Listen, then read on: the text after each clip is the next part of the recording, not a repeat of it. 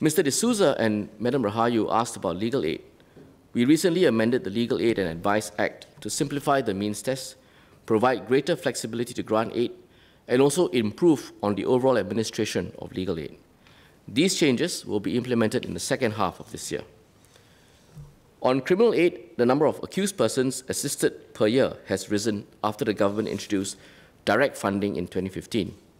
CLAS assisted almost 1,600 cases in 2018, almost 4 times the number of cases that were assisted pre-2015, before the government funding.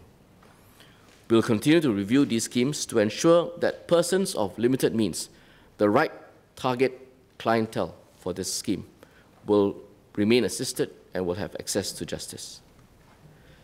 Madam Rahayu also asked about supporting lawyers' low bono efforts. We are working with our partners, the Law Society Pro Bono Services, as well as the Singapore Academy of Law, to study how we can enhance further support for pro bono and also low bono efforts. Mr. Chen Shou Mao also asked about legal aid for arbitration in disputes over consumer contracts.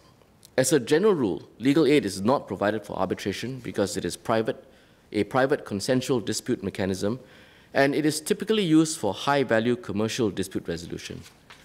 Nonetheless, I would like to assure Mr. Chen that there are several avenues available for such consumers to seek assistance and redress. Let me just outline a few. Before consumers undergo arbitration, they can obtain free legal advice from Legal Aid Bureau, LAB, on the arbitration clauses in the contract. This can help consumers better understand their rights and obligations under the contract, and Legal Aid Bureau can also provide substantive advice and also legal options available to the consumer. Consumers who then wish to take their dispute to a resolution by arbitration in a quick and cost-effective manner can consider the Law Society's pro bono arbitration scheme, which adopts streamlined procedures and, more importantly, also waives the fees of sole arbitrators in those cases. If the consumer wishes to challenge the arbitration clause or the award after going through the arbitration, he can apply for legal aid for representation in court, and Legal Aid Bureau will represent such consumers if there are legal merits in this case.